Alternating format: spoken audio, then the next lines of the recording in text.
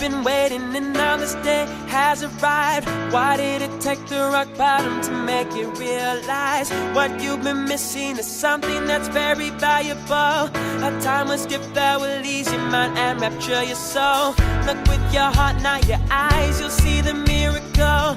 That hope is here and it's made. Пожалуйста, мы сюда. Нет, нет. Каракол, Ысык көлдүн Борбор калаасы. Россия падышачылыгы мезгилинде гүл бакчалардын шаары деп танылган. Анткени бул чөлкөмгө үй салып көчүп келүүнү көздөгөндөр сөзсүз бактарактарды отургузушкан. Гүл бактар, бульварлар, парктар бүгүнкү күнгө чейин Караколдун жүзү болуп келет. Туристтердин чордонуна айланган Каракол шаары өзүнүн жаратылышы менен келген конокторду суктандырбастан, ирети менен тизилген эски тарыхый эстеликтери, имараттары менен тартып турат. Бүгүнкү күндө кала боюнча республикалык маанидеги 5, жергиликтүү маанидеги 34 маданий тарыхый архитектуралык имараттарды өзүнө камтыйт. Караколго келип көрөм деген кишилер үчүн кызыккан архитектуралык памятник, эстелик да буларчы. Мунун мааниси чоң. Себеби деген ошол убакта курулуш канчалык өрчөгөн убакта, ошол баягы кыйын заманда, ошол заманында бир өзүнчө мындай грубо айтканда шедевр болгон да буларчы. Ошончолук мунун конструкциясы, буга кеткен эмгек, бул материал, бул эми өзүнчө бир тарыхта буга биз жакшы көңүл бөлүшүбүз керек да. Караколдун борборундагы Ибрагим Ажынын атын алып жүргөн бул мечитке алыскы жана жакынкы өлкөлөрдөн күнүнө 100гө жакын туристтер келет. Мечит 1904-жылы башталып 1907-жылы салынып бүткөн. Бул тарыхый имарат уникалдуу курулуш ыкмасы менен тургузулган. Алсак Кытай усталары курулушта бир дагы мык колдонгон эмес. Мечит 44 тирөөч менен кармалып турат.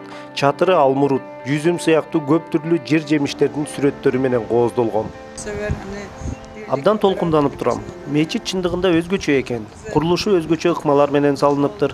Сырткы келбети абдан кооз экен. Көптөгөн мамлекеттерди кыдырып жүрөм. Бирок Кыргызстандай бир дагы жерди көрө алган жокмун. Жаратылышы абдан кооз, эли меймандос келет экен.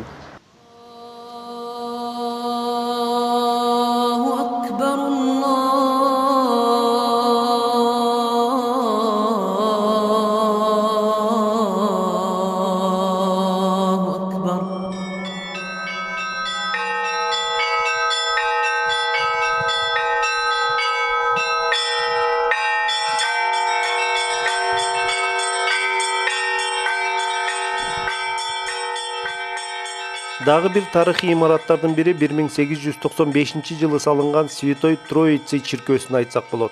Имараттын өзгөчөлүгү КМШ өлкөлөрүндөгү жападан жалгыз сакталып калган 120 жылдык тарыхы бар эски храм болуп эсептелинет. Сырткы келбети өзгөчө аземделип, Тянь-Шань карагайынан жасалгаланган. Тарых барактарына кайрылсак 1930-жылы дин кызматкерлерине куугунтуктоо саясаты жүрүп, чиркөө клубка айланат.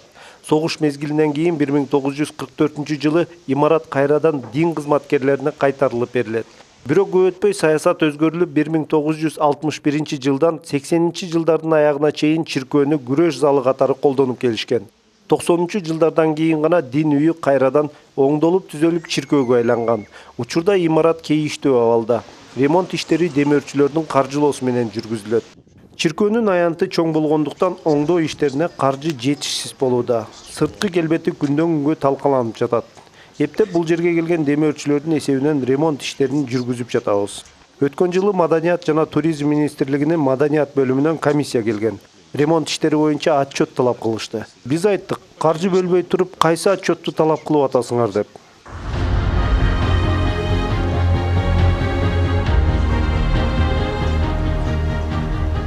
Чындыгында тарыхый маданий архитектуралык объектлердин каралбай кейиштүү абалда турганы өкүндүрөт. Эски имараттардын сырткы шыбактары түшүп, кыштары үбөлөнүп жатат. Жергиликтүү бийлик имараттарды сактап калуу саясатын жүргүзбөй келет.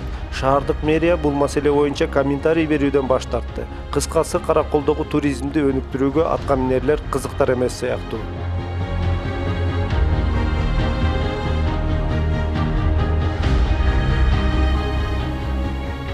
Азыр келген туристтер өз алдынча эле сыртынан эле көрүп алып, ошону сүрөткө тартып, ошол эч кандай буга бир эме жок да, комментарий жок. Республикалык жана жергиликтүү маанидеги тарыхый маданий архитектуралык имараттардын сакталышы боюнча бирдиктүү саясат жок болгондуктан калаанын башкы планына көптөгөн объектилер кирбей калган. Буга чейинки мисалы республикалык негиздеги республикалык областной местный значение деп бөлүнөт памятниктер. Ошого кирбей калгандар көп экен. Ошондо тактап ошол эле биринчи комиссарлар отурган военкомат, ошол эле улуу акындар жашап өтүп кеткен үйлөр, ошол эле Чыңгыз Айтматовдун энеси турган үй. Караколдун келечеги туризм. Анткени чөлкөмдүн жаратылышы туризмдин бардык түрүнө ыңгайлашкан. Бирок жергиликтүү бийлик өкүлдөрү мындай мүмкүнчүлүктү толук колдоно албай жатышат. Тарыхый имараттарды сактап калуу үчүн шаардык бюджеттен каражат каралбайт экен. Туристтер үчүн сервис тийиштүү деңгээлде эмес. Шаардын жолдору кейиштүү абалда.